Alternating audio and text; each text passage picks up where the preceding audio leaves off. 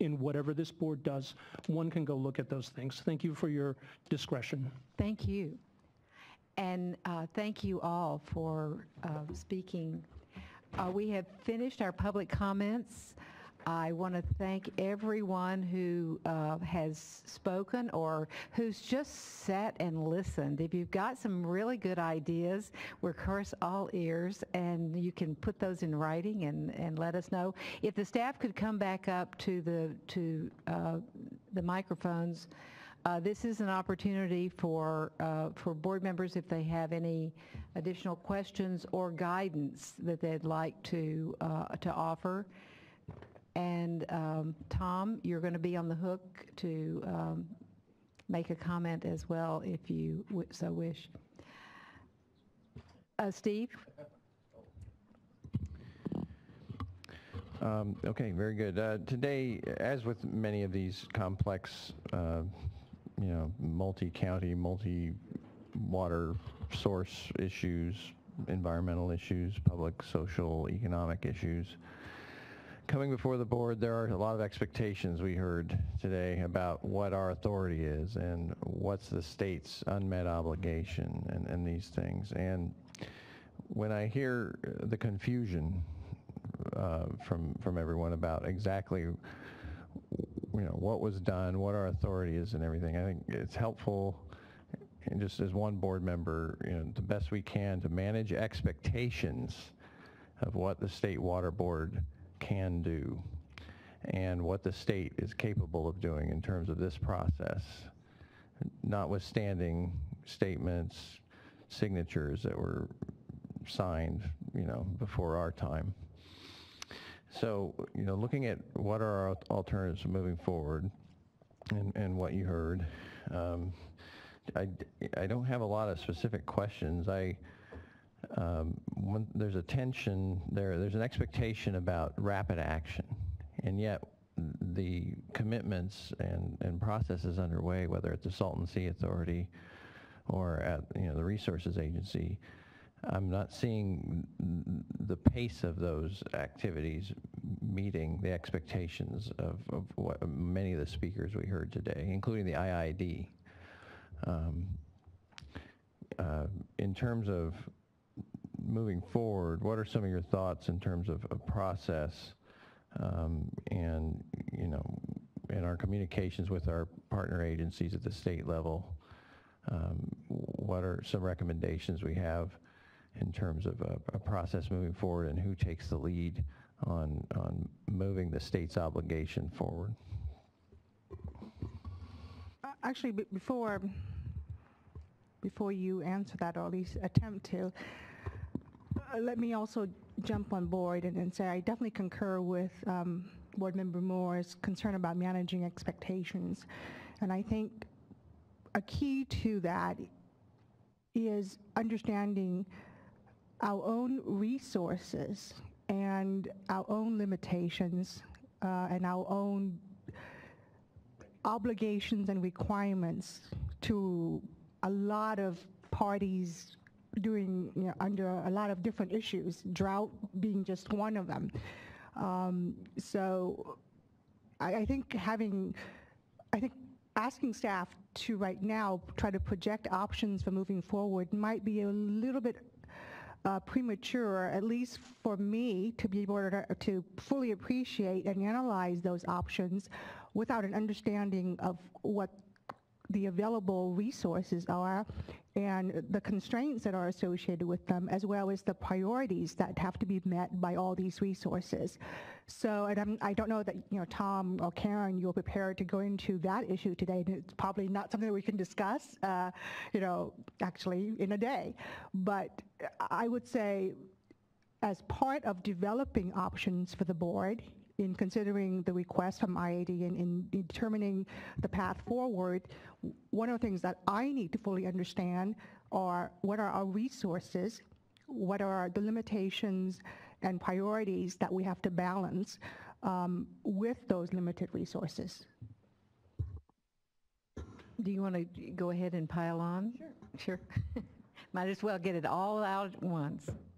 Well, I would just like to say that I learned a lot today. I've spent, I think we've all spent time having briefings from staff, and then also in preparation for today's workshop, I went through the letters, but there's no substitute for hearing from people directly. And so I really appreciate, the human face, and also for those that have been involved and have been working on this since prior to the entering into those agreements. It really helps to put a better sense and put this all into context.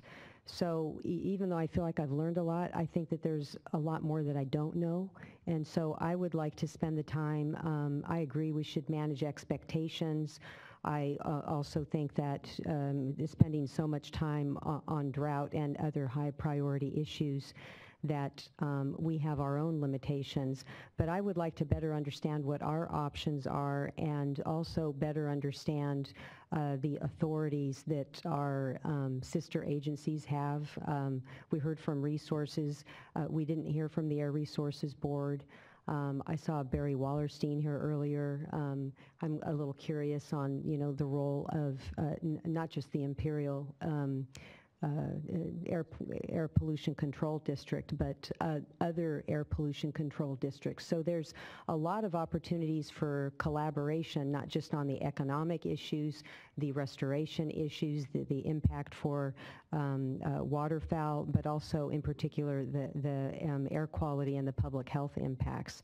And so I'm particularly compelled with some of the things that were raised today on the air quality impacts. I have a background in this, and I am concerned, but at the same time, having been through a number of these air quality issues, it's important, I think, for us to have a better understanding of what those air quality impacts, the sources, and there may be some question about that. I know, being from the San Joaquin Valley, when you live in an area that's dusty to begin with and in a basin, there's,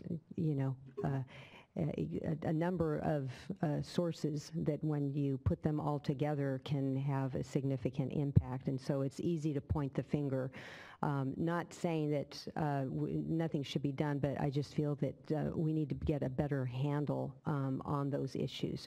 So I would really welcome the opportunity to get a better sense of what those options are. I do especially appreciate Ms. Delfino's suggestions as far as a collaborative process moving forward, and even for those that think that there needs to be action immediately, kind of recognizing this fine balance of there's agreements that took many years to enter into, and the sensitivity of not doing anything that could unravel those agreements. And so I think the calls for a collaborative process and a role that we could play to incentivize those discussions, I'd like to get more ideas about those types of approaches. And I will just add my 2 cents. I agree, actually, with my colleagues in that what the Water Board can do is significant but limited. What the state can do is probably, we don't quite have our arms around what the various aspects of the state, what kind of resources the state might have beyond resources, beyond Prop 1, in the air area, in the energy area, in the business and the business development that's going on in terms of workforce training and that sort of activity in the region. And so I wanted to ask Tom if you had any thoughts, or Karen or Michael, if you have any thoughts before we hear from the staff.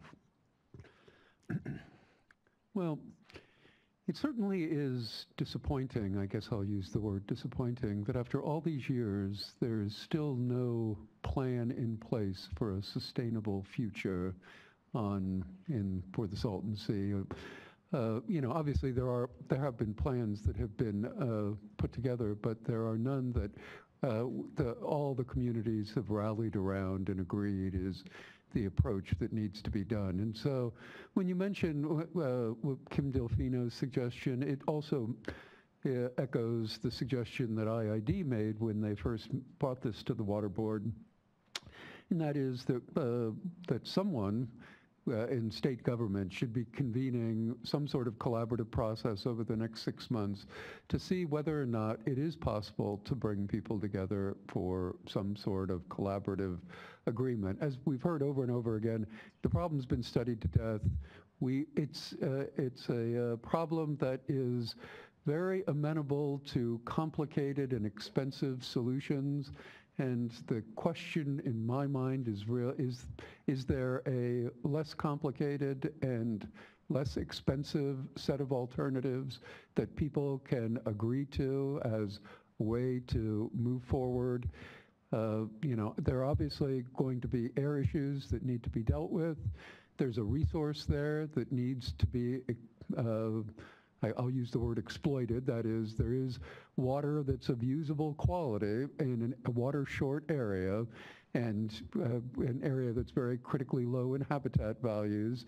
And so there's an opportunity there that needs to be brought together. So those are the two critical parts, and is there some plan that somehow will address those two, and without necessarily trying to deal with all of the other things that have been brought into previous plans? The water boards is the agency. I think a question was asked about what, I think, board member Moore asked, what could the water boards do? And, from my perspective, we have very, very broad authorities that can be brought to bear on problems like this. And they aren't necessarily the best things to try to bring to bear, but they can be brought out, and they can be used to try to bring resolution to difficult problems. I think a more collaborative approach to get started would be a better way to move forward. I think that in terms of how we decide to do that, we're going to be meeting with other state agencies and the governor's office in the next few days to talk through some of the things we heard here today, and to see whether or not we can come to agreement about some possible next steps, or at least putting some options together, which we will bring to you to discuss. And right now, that, I think, summarizes my thoughts. I don't know if Karen or Michael would like to make a comment. Fran? Before we adjourn, I would like to, and perhaps this is going to be embarrassing to them, but acknowledge in the audience former State Water Board Vice Chair Pete Silva and former State Water Board Executive Director, I think she's still here, Celeste Cantu.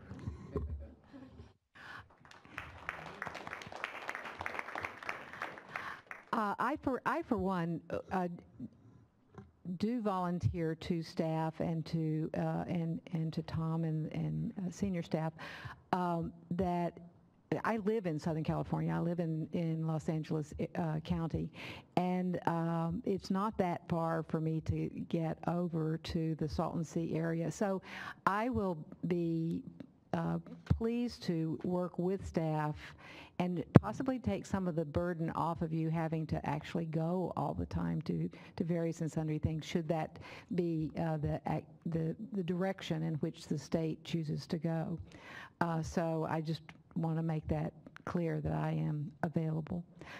As I am when it's not 95 degrees. Oh, I know. In the summertime is the best time to go birding. Absolutely the best time to go birding. I know that. I used to work for Audubon. So, staff. We really feel that Tom captured our comments there, so we will digest everything we've heard today and work on options and report back to you. Yeah, and By when? I'm channeling for Tam. It will take us a little while to do that. 2 weeks, 3 weeks? Perhaps more like a month, but we can see. It just depends. We'll try for 2 weeks. We'll shoot for Okay. that. We always have to weigh with the drought activity, so it's, Okay. we'll see what we're getting in with that, but we will Okay. get back to you promptly. Yeah. Thank you. And I don't think Tom quite answered that question, Tam's question about resources. I mean, I think we're going to go through that in the next few weeks and figure out how we carve this kind of a work load out of our existing. And, you know, it is certainly, you know, I will acknowledge the seriousness of this issue. You know, it's clearly, it touches the southern part of our state completely and parts, you know, and then the northern part's affected too. We're all in this together. So I want to acknowledge everyone's, you know, time they spent preparing for this workshop and your earnest concern about your water resources. And you know, I'm very interested in having our board be part of the solution. Thank you. The meeting is adjourned.